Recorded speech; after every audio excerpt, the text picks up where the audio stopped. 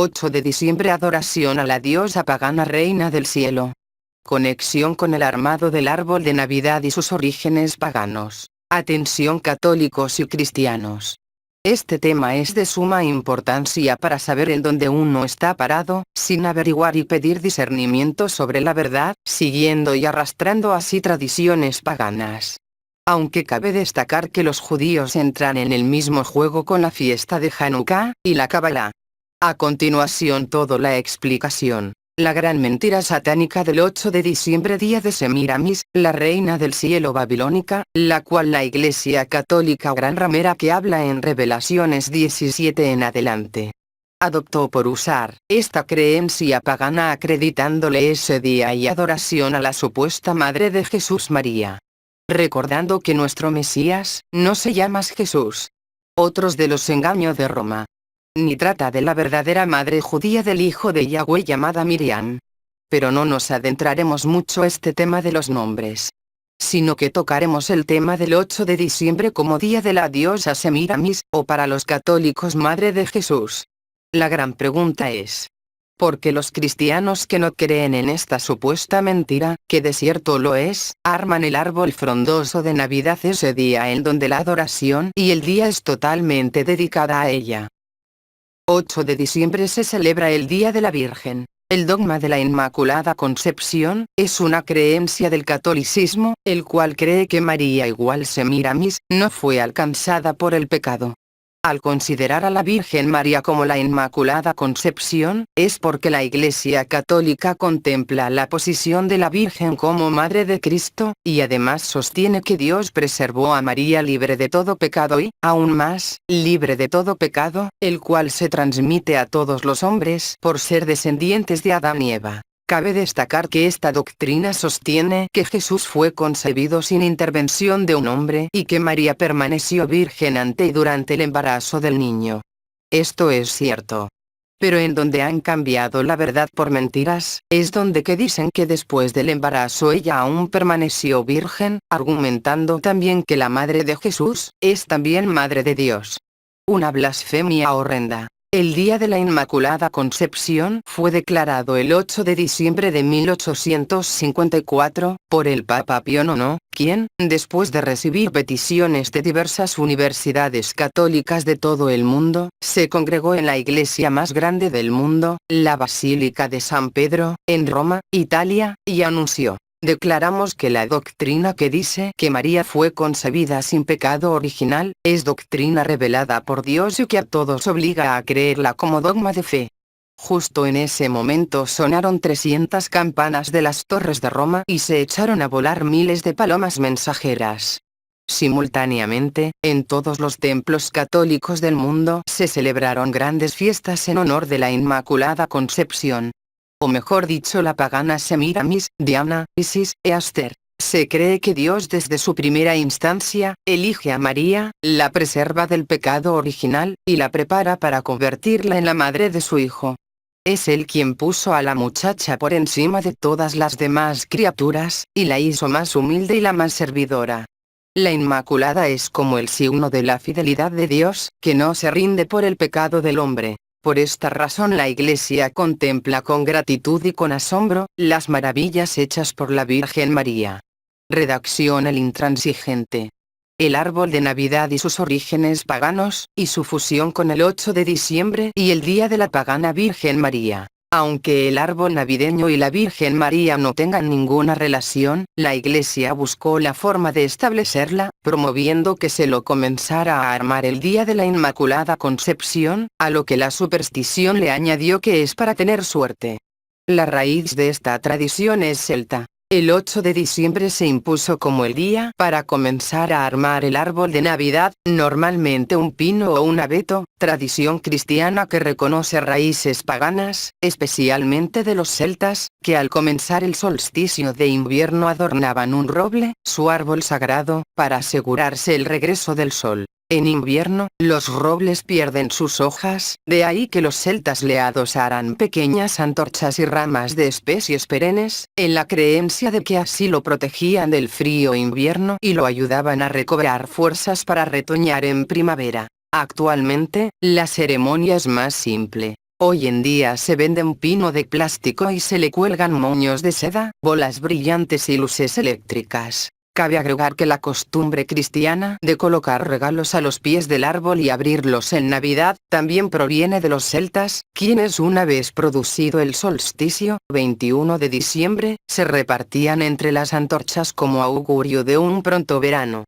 En el norte de Europa existió además el árbol del universo, llamado Yggdrasil, en cuya copa estaba el palacio de Odín, el máximo dios, de donde los primeros evangelistas tomaron la idea del árbol para celebrar el nacimiento de Cristo, pero cambiándole el significado. Ocurría que mientras a Yggdrasil se le ofrecían sacrificios humanos, para los cristianos eso no hacía falta. Jesús ya había dado su vida en los maderos de la cruz, el árbol, para salvar a la humanidad. A propósito de esto se cuenta que San Bonifacio, evangelizador de Alemania, sesgó con un hacha un árbol que representaba el Yggdrasil y ante el cual se estaba por sacrificar a un niño, y que de allí brotó milagrosamente una vies.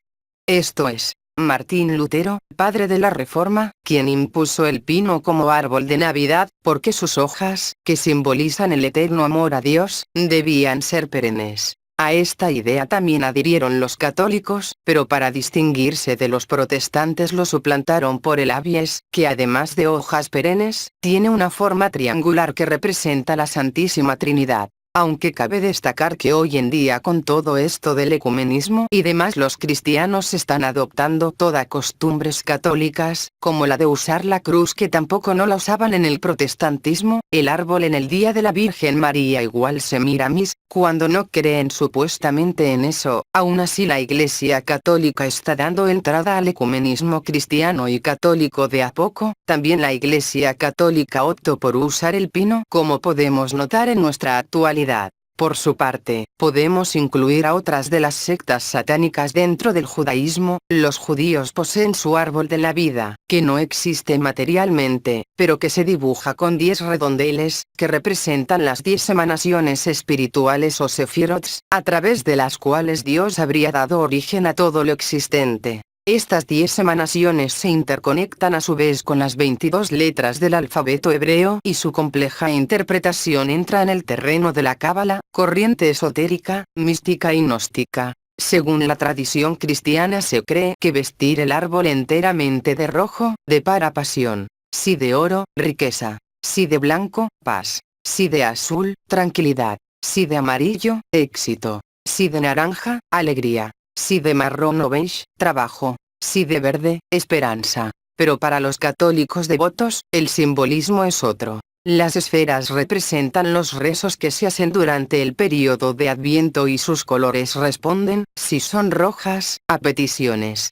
si plateadas, a agradecimiento. Las doradas son de alabanza y las azules de arrepentimiento. Además, para ambos católicos y cristianos, la estrella que se acostumbra poner en la punta del árbol representa la fe que debe guiar la vida del cristiano. Claro, esto es pura mentira, sabemos a quién representa esa estrella y lo veremos a continuación.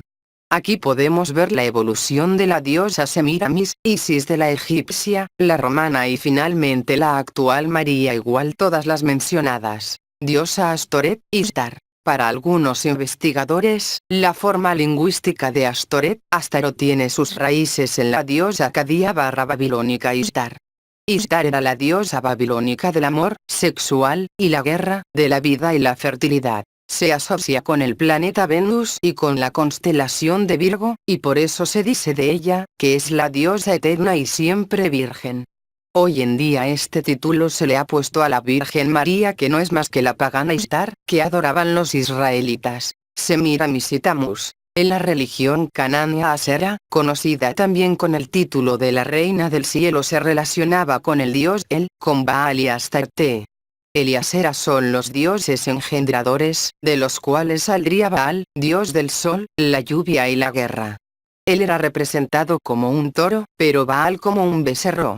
Esta familia divina estaba ligada a los ciclos solares y lunares, a las estaciones y a las cosechas. Pero el culto a la diosa madre o reina del cielo puede ser trazado a la historia de la reina de Babel Semiramis y su ilegítimo hijo Tamuz, a quien hizo declarar Dios, y la reencarnación de su esposo Nimrod, Gen. 10, 8, 12. La reina Semiramis creó todo un culto alrededor de su hijo dios Tammuz y de ella misma. Luego el culto a la reina del cielo evolucionó a la adoración de Ishtar, diosa asiro-babilónica, cuya homóloga era la sumeria Inanna, también conocida como Ninana o reina del cielo, relacionada a la fertilidad, el amor erótico y la guerra. Ishtar, aunque tuvo relaciones con muchos dioses amantes, incluso Tammuz, mantenía su virginidad y por eso también se la llama la siempre virgen, posiblemente por su relación astral con Venus, como la estrella de la mañana, y la constelación de Virgo, virgen.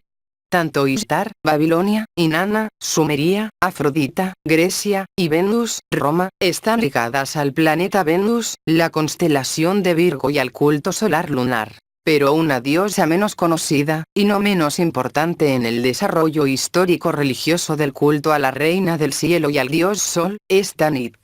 Ella, al igual que el resto de las figuras divinas maternales, tuvo su origen en Mesopotamia, cuna de la idolatría mundial, y de allí pasó a Egipto y más tarde a algunas zonas de lo que hoy se conoce como España, Cartagena e Ibiza, y el antiguo reino de Cartago, de donde se esparció por todas las costas del Mediterráneo. Tanit también se relacionaba con el culto al dios solar Baal. Los símbolos con los que se identifica a Tanit son la media luna, el disco solar, al igual que Isis, la paloma, luna, la granada, fertilidad, y el león, guerra.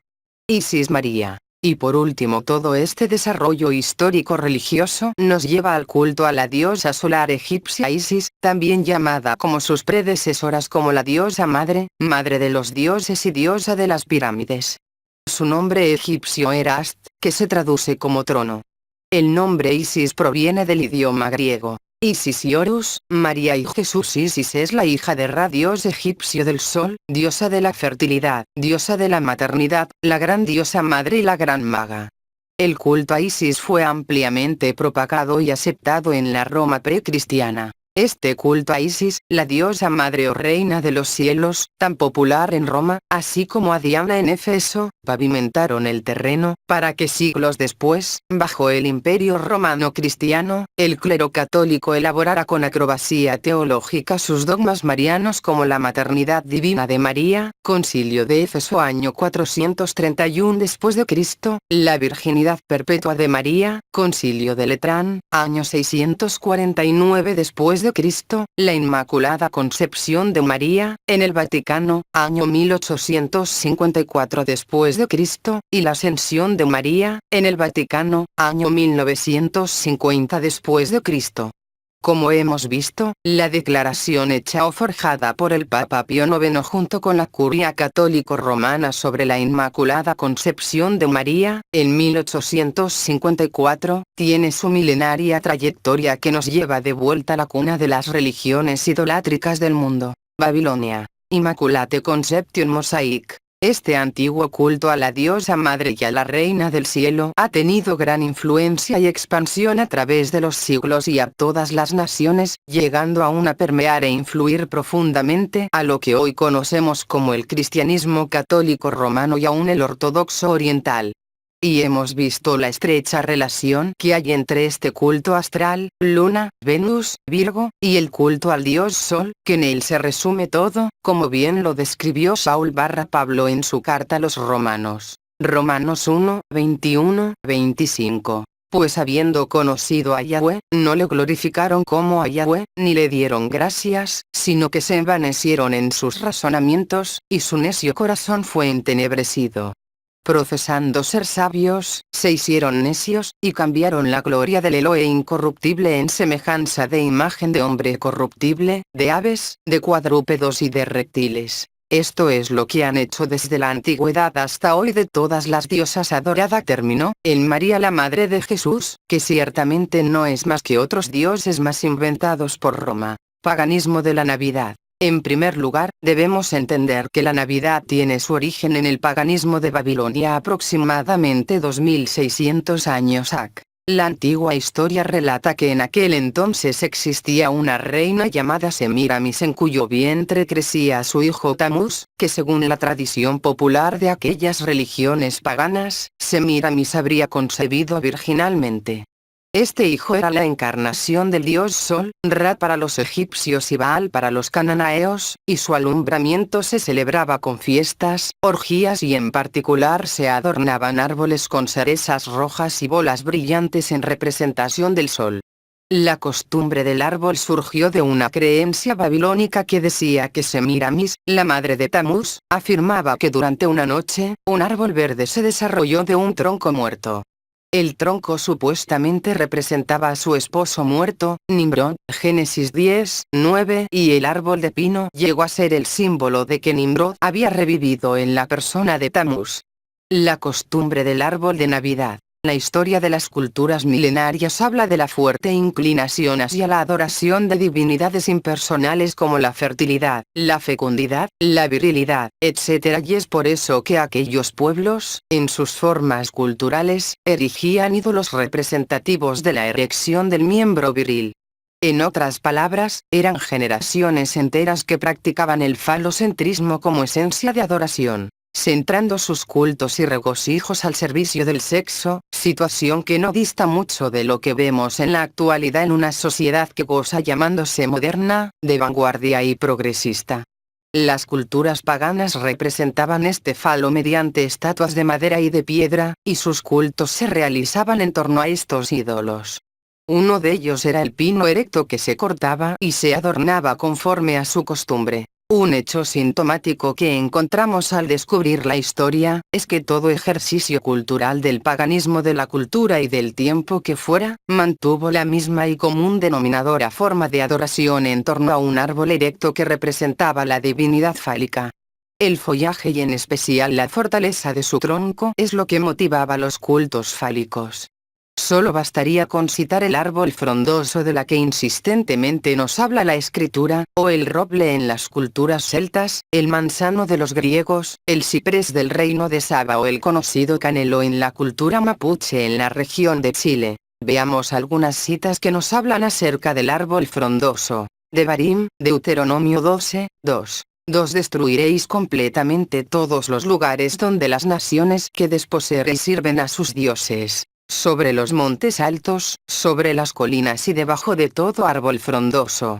3. Y demoleréis sus altares, quebraréis sus pilares sagrados, quemaréis a fuego sus imágenes de Asera, derribaréis las imágenes talladas de sus dioses y borraréis su nombre de aquel lugar. 1 Reyes 14, 23. Porque ellos también edificaron para sí lugares altos, pilares sagrados y aseras en toda colina alta y bajo todo árbol frondoso. 2 Reyes 16, 4. Y sacrificó y quemó incienso en los lugares altos, en las colinas y debajo de todo árbol frondoso. Yermeyao, Jeremías 3, 13. Solo reconoce tu iniquidad, pues contra Yahweh tu Elohe te has rebelado, has repartido tus favores a los extraños bajo todo árbol frondoso, y no has obedecido mi voz, declara Yahweh. Yesayao, Isaías 57, 5, RBC. Bajo todo árbol frondoso se encienden de lujuria, y en los valles y entre las grietas sacrifican a sus propios hijos. Las civilizaciones antiguas siempre han adoptado costumbres y han adorado a diferentes dioses. Unas de cosas que se repite con el correr de los tiempos, solo que más modernizado, y con más acceso a nuestras manos, aún sin darnos cuenta. Por eso hay que tener sumo cuidado a quien servimos y que estamos celebrando con respecto a ritos que solo seguimos por costumbre y por ver que todos lo hacen. Yermeyao, Jeremías 10, 3, 5. Porque las costumbres de los pueblos son vanidad. Porque leño del bosque cortaron, obra de manos de artífice con buril. Con plata y oro lo adornan, con clavos y martillo lo afirman para que no se mueva. Derechos están como palmera, y no hablan. Son llevados, porque no pueden andar. No tengáis temor de ellos, porque ni pueden hacer mal, ni para hacer bien tienen poder. Aunque muchos predicadores defensores de la tradición de la Navidad indiquen que el pasaje de Jeremías 10, 3, 5 se trata exclusivamente de una fabricación de un ídolo, sea como fuere, no pueden negar que el énfasis de los pueblos paganos era resaltar la virilidad fálica del ídolo que debía mantenerse erecto como adoración a la fertilidad de la madre tierra. Estas costumbres dejaron como registro en la historia los afamados monumentos monolíticos llamados obeliscos, y que en la actualidad curiosamente adornan conocidas ciudades de muchos países como México, el Vaticano, Italia, Francia, Argentina, Chile, entre otros. Las escrituras revela que el pueblo de Israel constantemente se veía seducido con las costumbres de los pueblos paganos que lo rodeaban, y aunque que ellos tenían la clara instrucción de Yahweh respecto a la prohibición de la idolatría y de aberrantes prácticas culturales, aún así mostraban su persistente rebeldía, acabando por encender la ira santa de Yahweh cada vez que se inclinaban a los dioses paganos. Devarim, Deuteronomio 12, 2. Destruiréis enteramente todos los lugares donde las naciones que vosotros heredaréis sirvieron a sus dioses, sobre los montes altos, y sobre los collados, y debajo de todo árbol frondoso. Devarim, Deuteronomio 16, 21, 22. No plantarás ningún árbol para ser acerca del altar de Yahweh tu Elohe, que tú te habrás hecho, ni te levantarás estatua, lo cual aborrece Yahweh tu Elohe. 1 Reyes 14, 22, 23. Y Judá hizo lo malo ante los ojos de Yahweh, y le enojaron más que todo lo que sus padres habían hecho en sus pecados que cometieron. Porque ellos también se edificaron lugares altos, estatuas, e imágenes de Asera, en todo collado alto y debajo de todo árbol frondoso. 2 Reyes 16, 3, 4. Acaz reinó en Jerusalén 16 años. Y no hizo lo recto ante los ojos de Yahweh su Elohe, como David su padre hizo pasar por fuego a su hijo, según las prácticas abominables de las naciones que Yahweh echó de delante de los hijos de Israel. Asimismo sacrificó y quemó incienso en los lugares altos, y sobre los collados, y debajo de todo árbol frondoso. Las escrituras abundan respecto a la adoración de un árbol como ídolo de expresiones culturales. Sin duda, es el mismo árbol que trascendió al cristianismo y que ahora paradójicamente adorna muchos de los locales de reunión en donde se supone se predica la palabra de Dios. Claramente sabemos que no es más que un Dios más de los tantos que hay sobre toda la tierra, ya que Yahweh no se presta para estas cosas, él mismo las aborrece y lo ha dejado escrito. Judaísmo. La relación de Hanukkah con la Navidad cristiana. En los últimos días de diciembre, familias judías y cristianas se reúnen a celebrar Hanukkah y Navidad, respectivamente, dos de las principales festividades religiosas milenarias. Imponentes candelabros de 8 velas, Hanukkah, y frondosos árboles de Navidad colmados de decoración, luces y regalos, son las fieles postales del espíritu que encierran ambas fiestas, que, dependiendo del año, acontecen el mismo día o en fechas cercanas. Esto no es mera casualidad, la verdad es que hay una relación entre ellas, y todo tiene que ver con costumbre fuera de la Torá de Yahweh. Con ritos que son solamente de hombres y abominables ante los ojos de Yahweh. Existen múltiples interpretaciones respecto de la coincidencia en el calendario de Navidad y Hanukkah. Algunos indican que solo se trata de una mera casualidad y para otros es una causalidad que encierra un mensaje místico. La tradición judía habla de un milagro, según el Talmud, en el que pudo encenderse el candelabro del templo durante 8 días consecutivos con una exigua cantidad de aceite, que alcanzaba solo para uno. Esto dio origen a la principal costumbre de la festividad, que es la de encender, en forma progresiva, un candelabro de 9 brazos llamado Hanukkah, uno por cada uno de los días más un brazo piloto. La festividad acontece el 25 de Kislev del calendario judío, fecha que acaece entre fines de noviembre y fines de diciembre del calendario gregoriano. Lo cierto es que la Navidad y Hanukkah tienen marcadas diferencias principalmente en sus orígenes y significados. Navidad, en latín nacimiento, conmemora el nacimiento en Belén de Jesucristo, Antimasia, para los cristianos el Hijo de Dios, y Hanukkah la conmemoración de la independencia judía de los griegos, en la época de dominio helénico y la recuperación del templo de Jerusalén en manos de los macabeos. Sin embargo, existen otras coincidencias en cuestiones más profundas que tienen que ver con la esencia de ambas. La luz.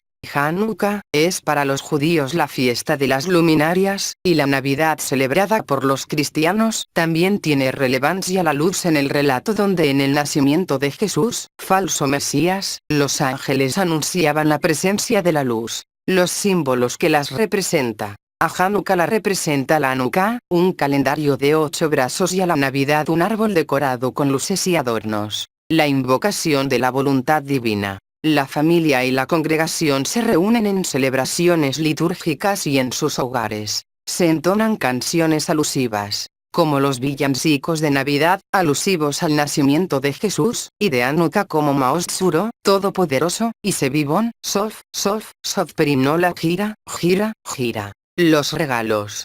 Sorpresas personalizadas para grandes y chicos esperan ser abiertos en el árbol de Navidad, y en Hanukkah se suelen repartir candelabros, el dreidel, perinola, y sufganiot, un dulce típico de la festividad.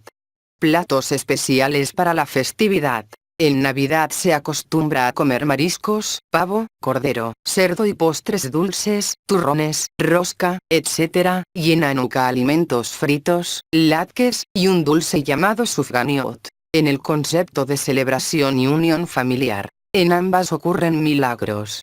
En Hanukkah ocurrió el milagro de que una vasija con aceite para alimentar el fuego de las luminarias por un día se mantuvo encendido por 8, y en Navidad son múltiples los milagros que se relatan ligados a esta festividad.